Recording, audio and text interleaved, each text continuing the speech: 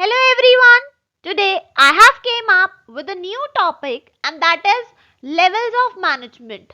Till now we have covered up management का meaning, management के characteristics, उसके objectives and of course management as art, science and profession.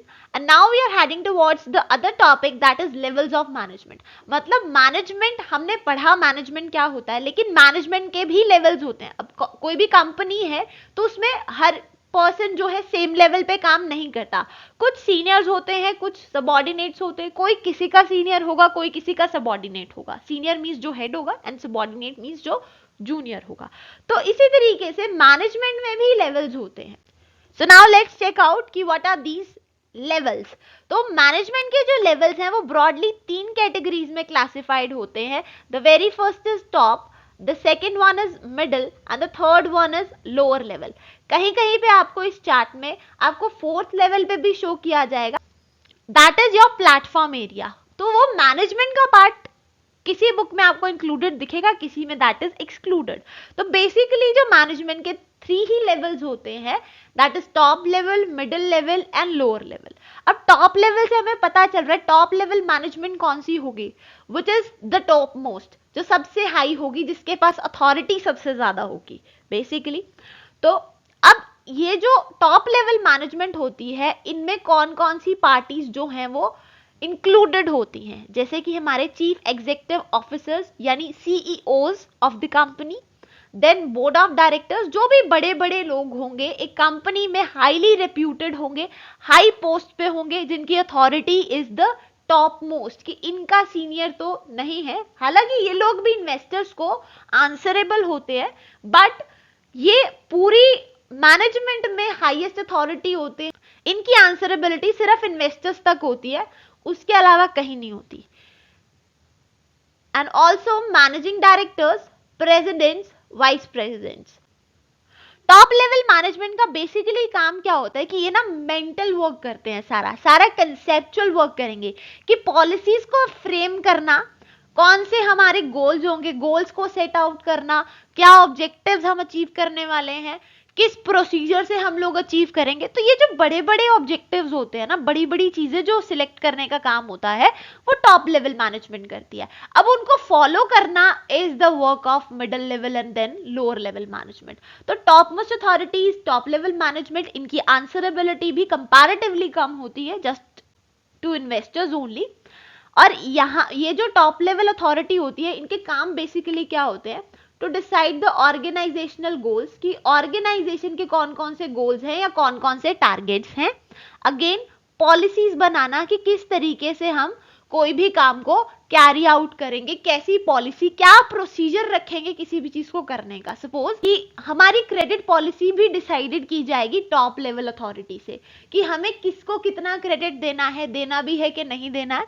तो all these decisions are undertaken by the top level management and this comes under policies. Then formulate strategies, कि क्या action plan होगा हमारा किसी भी action को या किसी भी टारगेट को अचीव करने के लिए, दैट इज स्ट्रैटेजी, उसको भी बनाना. देन अप्रूव बजट, बजट्स को भी अप्रूव करना, कि जो बजट्स उन्हें लोअर लेवल मैनेजमेंट या मिडिल लेवल मैनेजमेंट शो करेगी, अप्रूवल उन्हीं का चलेगा, अथॉरिटी उन्हीं की है, डिसीजन मेकिंग भी उन्हीं की होगी. ये जो लोग होंगे बेसिकली टॉप लेवल मैनेजमेंट के लोग, ये एक्शन में नहीं आते, ये इनका सारा इंटेलेक्चुअल मेंटल लेवल का वर्क होता है, ये सिर्फ थिंकिंग काम करते हैं और उसको जो है रियलिटी में एग्जिस्ट करने के लिए अपने से लोअर वाले मैनेजमेंट को पकड़ाते हैं. They pass on the things only. They are responsible for all the major policy making in the organisation. बहुत छोटी छोटी पॉलिसीज जो होगी, छोटे लेवल की पॉलिसीज होगी, वो टॉप लेवल मैनेजमेंट नहीं बनाता, लेकिन जो मेजर लेवल पॉलिसीज हैं वो बनाते हैं. अब जैसे काफी सारी कंपनीज की पॉलिसीज, जैसे हर एक कंपनी की पॉलिसी दूसरी से डिफरेंट होती है, तो वो पॉलिसी कहां से फ्रेम हुई, वो टॉप लेवल मैनेजमेंट ही फ्रेम करते हैं. Then we have is middle level management. It comprises of departmental heads, मतलब अलग अलग डिपार्टमेंट होंगे. हमें पता है एक ऑर्गेनाइजेशन में, एक कंपनी में डिफरेंट डिपार्टमेंट्स होते हैं, मार्केटिंग हो गया, सेल्स हो गया, हमारा रिसर्च एंड डेवलपमेंट हो गया, प्रोडक्शन डिपार्टमेंट हो गया, अकाउंट्स डिपार्टमेंट या फाइनेंस डिपार्टमेंट हो गया, बहुत सारे डिपार्टमेंट्स होते हैं। तो मिडिल लेवल मैनेजमेंट में वो पर्सन इंक्लूड होंगे जो इन डिपार्टमेंट्स के इंडिविजुअल हेड्स होंगे। देन ब्रांच मैनेजर्स, या कोई कंपनी काफी बड़ी है और उसकी जगह जगह पे छोटी छोटी ब्रांचेस हैं, डिफरेंट डिफरेंट ब्रांचेस हैं, तो उन जो ब्रांचेस के हेड होंगे, उन ब्रांच के मैनेजर्स होंगे, वो भी मिडिल लेवल अथॉरिटी है। Then divisional head, divisional head भी सेम केस है कि अगर एक बिजनेस की अलग अलग डिविजन्स हैं, कि अगर एक बिजनेस है वो 4 से 5 तरह के प्रोडक्ट्स बना रहा है, सपोज वो कॉस्मेटिक्स भी बना रहा है, क्लोथिंग भी बना रहा है, एंड अगेन फुटवियर्स भी बना रहा है, तो ये अलग अलग डिविजन्स होगी, तो उन पर डिवीजन के जो हेड्स होंगे these are also included in middle level management. तो अब चेकआउट करते हैं कि इनकी रिस्पॉन्सिबिलिटी क्या होती है। बेसिकली इनका मेजर काम क्या होता है कि जो टॉप लेवल मैनेजमेंट ने जो भी प्लान्स या पॉलिसीज बनाई होती हैं उन्हें एग्जीक्यूट करना, एक्शन में लाना, मतलब वो पॉलिसीज जो है फर्स्ट लेवल से सैंक्शन होंगी, अप्रूव होंगी, एंड वो पॉलिसीज जो है वो फॉलो अप करने के लिए मिडिल लेवल मैनेजमेंट को पकड़ा दी जाएंगी। अब सारी पॉलिसीज वो खुद तो फॉलो नहीं करेंगे, अब वो उसकी भी फर्दर डिवीजन कर देते हैं कि यहाँ इस डिपार्टमेंट से ये काम होगा, इस डिपार्टमेंट को हमें इस चीज के लिए कंसल्ट करना पड़ेगा, लाइक एग्जीक्यूशन में लेकर के आते हैं। एग्जीक्यूशन इनको खुद नहीं करना होता, इनको अपने जूनियर्स, अपने इमीडिएट सबॉर्डिनेट से कराना होता है, ये खुद से एक्शन में नहीं लाते हैं, ये जो ऊपर से रिस्पॉन्सिबिलिटी आती है उनके पास उसको कैरी आउट करते हैं, अपने सबॉर्डिनेट्स को जो है इंफॉर्मेशन ट्रांसफर कर दें। They are the ones who connect with the lower level management. Connection जो है लोअर लेवल मैनेजमेंट में वही लेकर के आते हैं, क्योंकि जो टॉप लेवल मैनेजमेंट होता है वो डायरेक्टली यहां जाके अथॉरिटी नहीं देता, अगर वो ऐसे देने लग गए तो it would be difficult for them, क्योंकि लोअर लेवल और जो अपर लेवल मैनेजमेंट होती है, टॉप और लोअर लेवल के बीच में कनेक्शन होता है, that is middle level management. और कोई भी इन दो लेवल्स के टॉप एंड लोअर लेवल के बीच में अगर कोई भी डिस्कशन है, कोई भी डाटा पास ऑन करना है, कोई भी इंफॉर्मेशन फ्लो करनी है, तो वो करेगी मिडिल लेवल मैनेजमेंट। कभी भी टॉप लेवल मैनेजमेंट का डायरेक्ट रोल जो है या डायरेक्ट कॉन्टैक्ट जो है वो लोअर लेवल मैनेजमेंट के साथ नहीं आता।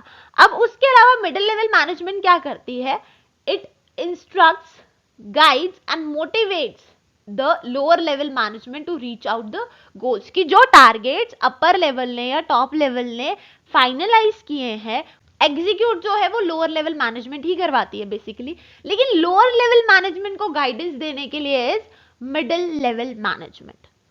और मिडिल लेवल मैनेजमेंट क्या करती है कि जो भी उन्होंने इंफॉर्मेशन टॉप लेवल से ली होती है वो लोअर लेवल को बताते हैं, प्लस टाइम टू टाइम जो उन्हें गाइडेंस देते रहते हैं, उन्हें इंस्ट्रक्ट करते रहते हैं, और उनसे ही लोअर लेवल मैनेजमेंट से ही वापस से रिपोर्ट लेते हैं कि क्या प्रोग्रेस है किसी भी काम की।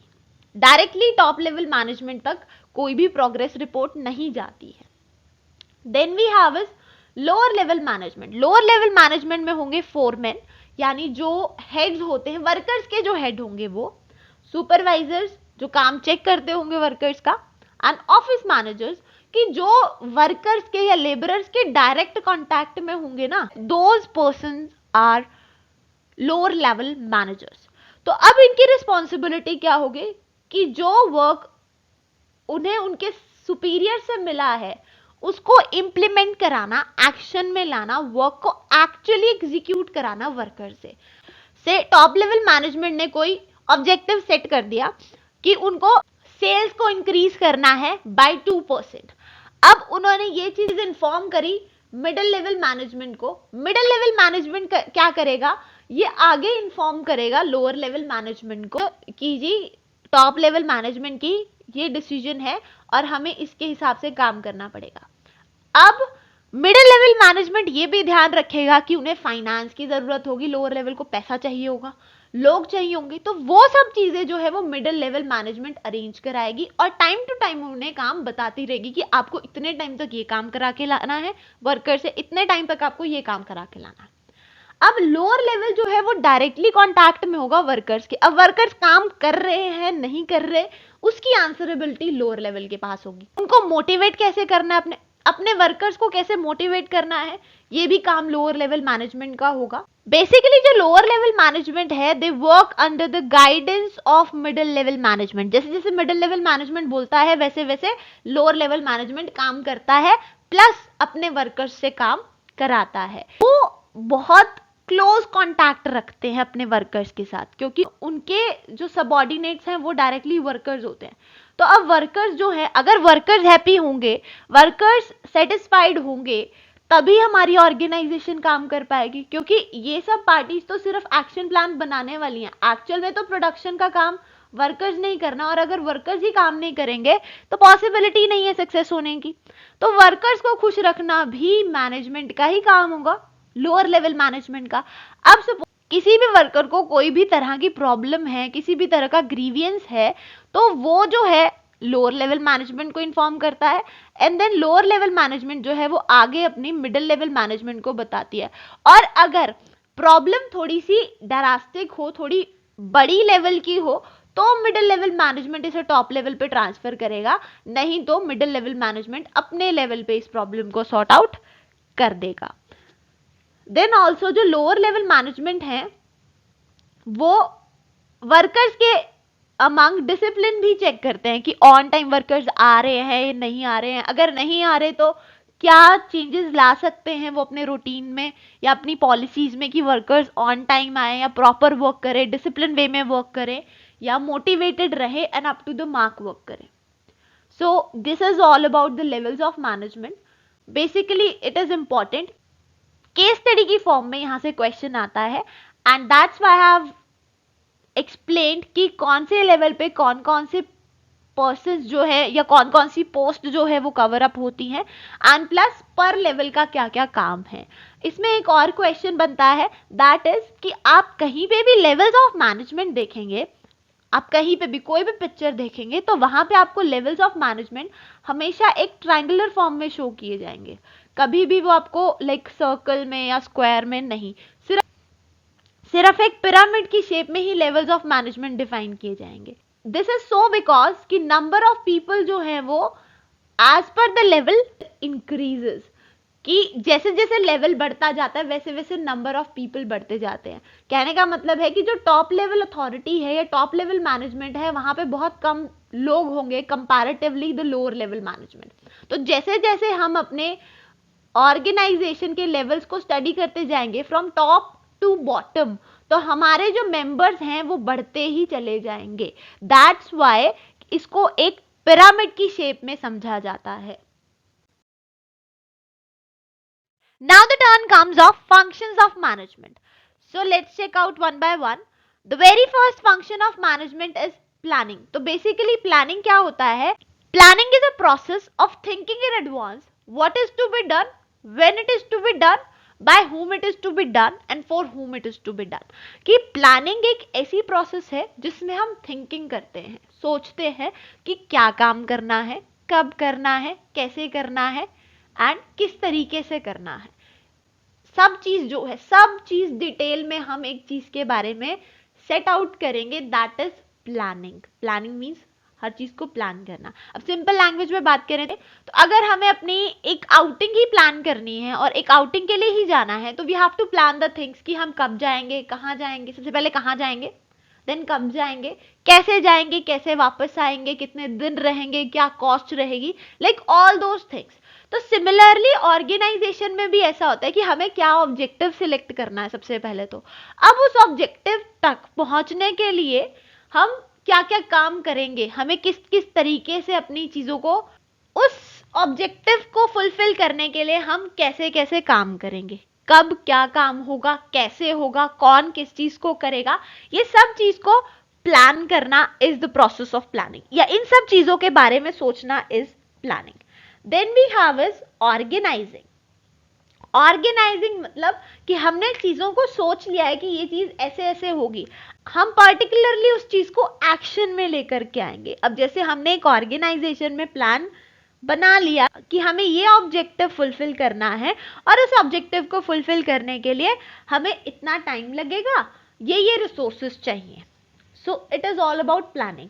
अब उन रिसोर्सेज को इकट्ठा लेकर के आना कि हमें रॉ मटेरियल कहाँ से मिलेगा, ये सब चीजों को सोचना, प्लस में कौन किस पोस्ट का हेड होगा, कौन किस पोस्ट का जूनियर होगा, सीनियर होगा, ये सब चीजें जो है ऑर्गेनाइजिंग के स्टेप में डिसाइड की जाती है. Then is staffing. Staffing is quite simple कि हमें उस काम को, उस ऑब्जेक्टिव को फुलफिल करने के लिए कितने सारे लोग चाहिए. अगर जितने भी हमें उस काम को करने के लिए लोग चाहिए, क्या हमारे पास हैं, उतना टैलेंट हमारे पास है. अगर है तो दैट्स फाइन, अगर नहीं है तो बाहर से लेके आएंगे. मतलब बाहर से लेके आएंगे इन द सेंस कि लोगों को अपनी कंपनी में जॉब ऑफर करेंगे. ठीक है. और उन अब जितने लोग जॉब के लिए आएंगे उन सबको तो हम रख नहीं सकते काम पर. तो डेफिनेटली जो हमारे काम के लिए बेस्ट सूटेबल है उन्हें हम हायर कर लेते हैं. इन रिटर्न उन्हें पैसे भी देते हैं और कोशिश करते हैं कि वो हमारी ऑर्गेनाइजेशन के साथ मिलकर लंबे टाइम तक काम करें और उनकी कंपनसेशन वगैरह भी, कि हमें उनको क्या पे देनी है. All this things comes under staffing. Then is directing. तो डायरेक्टिंग क्या होगा? डायरेक्शन देना, गाइडेंस देना. किसको? अपने एम्प्लॉयज को या अपने जूनियर्स को या अपने सबॉर्डिनेट्स को गाइडेंस देना कि किस तरीके से काम होगा. बेसिकली उन्हें डायरेक्ट करना, काम कैसे करना है, कब करना है, किस तरीके से करना. सुपरवाइज करना, काम चेक करना उन्होंने सही भी किया है या नहीं किया है. उन्हें टाइम टू टाइम मोटिवेट करना कि जब ऐसा लगे कि वो अपने काम से पीछे हट रहे हैं या काम उतने अच्छे लेवल पे नहीं कर रहे, तो उन्हें बार बार मोटिवेट करना, उन्हें पंप अप करके रखना कि वो काम में ध्यान रखें और काम बहुत अच्छे से करें. Then is controlling. तो कंट्रोलिंग बेसिकली क्या होगा कि जो चीजें हमने प्लानिंग में सिलेक्ट की हैं कि हम ये काम को परफॉर्म करने वाले हैं या करेंगे, क्या हमने ये सारी प्रोसेस कैरी आउट करने के बाद जो भी टारगेट्स हमने प्लानिंग में सेट किए थे, क्या वो हमने फुलफिल किए. कि अगर हमने प्लानिंग में चेक किया था कि हम 2 मंथ्स के बाद इतनी प्रोडक्शन कर पाएंगे, तो कंट्रोलिंग के स्टेप पे हम ये चेक करेंगे कि हमने वो प्रोडक्शन की या नहीं की तो दैट्स वेल एंड गुड. अगर नहीं की तो क्या रीजंस हैं और उन रीजंस को किस तरह से ओवरकम करना है. मतलब फीडबैक लेना है एक तरीके से. It is controlling. In functions को हम और भी डिटेल में और भी इलेबोरेटली पढ़ेंगे in the upcoming videos. And अभी के लिए जस्ट इनके बहुत प्रिसाइज से meaning I have discussed. So now here we are having a question. Let's check out this question. Usha Enterprises is engaged in manufacturing sewing machine. कि जो कपड़ा सिलने वाली मशीन होती है, उषा एंटरप्राइजेस जो है वो मशीन्स को बनाते हैं, मैन्युफैक्चर करते हैं. तो उनकी जो टारगेट प्रोडक्शन है कि वो पर डे जो है 100 यूनिट्स बना पाए. The company had successfully attaining this target until 2 months ago. कि 2 महीने तक ये जो टारगेट है वो फुलफिल हो रहा था. Over the last month, the production manager has observed there is a negative variation in the daily production.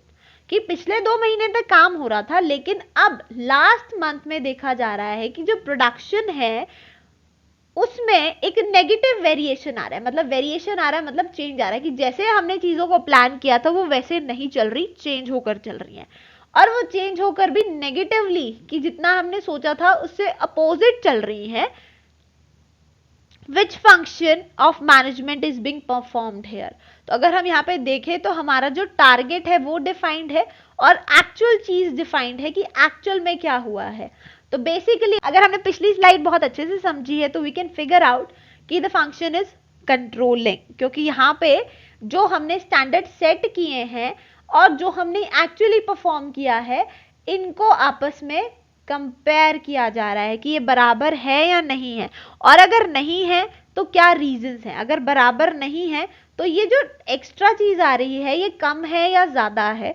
यहाँ पे केस में था नेगेटिव थी, मींस वो कम थी. अगर उन्होंने सिस्टम सेट किया 100 यूनिट्स पर डे का सिस्टम सेट किया था तो they are not able to achieve the 100 units. वो उससे लेसर पे चल रहे हैं, कम पे चल रहे हैं. That's why the word negative variation is here.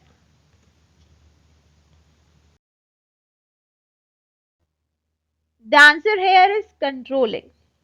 So that's it for this topic. I hope you understood it well.